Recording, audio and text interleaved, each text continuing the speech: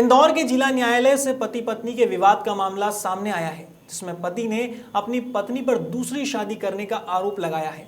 इस मामले को लेकर वरिष्ठ अधिवक्ता के कुनारे ने बताया कि पीड़ित पति शहजाद को उसकी पत्नी पर अन्य किसी से शादी करने का शक था, जिसके बाद कोर्ट में आवेदन लगाया गया था। इसके बाद कोर्ट के आदेश पर पत्नी को पति द्वारा हर महीने 5,000 रुपए भरण पोषण के दिए जाने लगे थे।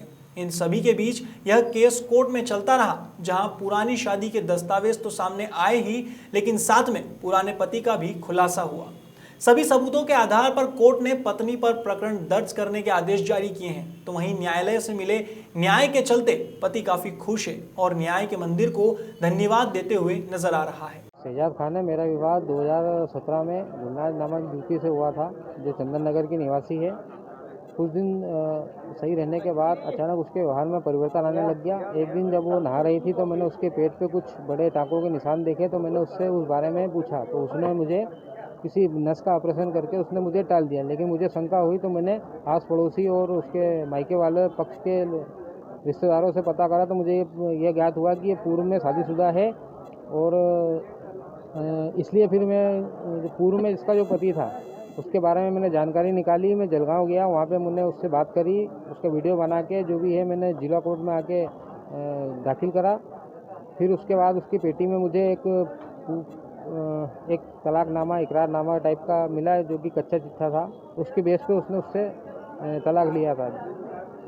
और उसके बाद फिर उसको जब पता चल गया कि मुझे ये सब चीज़ें उसके बारे में पता कर गई, तो उसने मुझे और मेरे परिवार से दूरियां बना ली और भरण पोषण का मेरे ऊपर केस लगा दिया। मैं 5,000 रुपये महीना उसे भरण पोषण देता हूँ।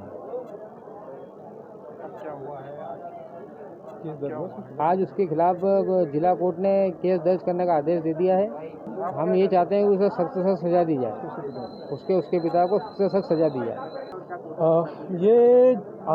इसके अंतर्गत शहजाद खान निवासी आजम नगर पीड़ित है। इनका विवाह सन 2017 में चंदन नगर निवासी अनवर गलकट्टा की बेटी गुलनाज से हुआ था। शादी के बाद से गुलनाज दिन ब दिन घर पे बगैर बताए ससुराल जनों को गायब रहती थी। इनके द्वारा जब पूछताछ की गई तो वो आपत्ति दर्ज करने लग गई, विरोध करने लगी। इसी दौरान इन्होंने एक दिन गुलनाज को नहाने के दौरान ये पाया कि उसकी पेट के ऊपर बर्थ स्ट्रेच मार्क है, जो कि किसी ऑपरेशन के सीजर स्ट्रेच मार्क दिख रहे हैं। इन्होंने पूछा, तो पूछने के दौरान उसने बहाना बनाते हुए बोला है कि मेरे नस का ऑपरेशन हुआ, उसके ये सीजन मार्क है, ऐसा करके बात को टाल दिया। इस दौरान वो पति पत्नी के संबंध स्थापित करने को लेकर भी स्त्रियों की समस्या बताकर बात को टालने लग जाती थी। इन सब चीज़ों को लेकर इनको जब उस पर शक हुआ, तो उसने जब पीड़ित ने जानकारी निकाली तो ये पता चला कि इसका नाम, ये कई नाम रखती है, जिसमें इसका एक नाम गुलनाज है उर्फ फातिमा उर्फ नाज करके है, और ये पूर्व से भी कई बार निकाहशुदा। इन सब चीज़ों को लेकर इसको पता चला कि इमरान नामक युवक से महाराष्ट्र जिला जलगांव में भी पूर्व से शादीशुदा है। जब ये वहाँ गए, वहाँ जाके पूछताछ करी और जांच पड़ताल निकली, तो वो व्यक्ति जिससे पूर्व से इसके पति है और जिससे इसका तलाक नहीं है, वो व्यक्ति मिला।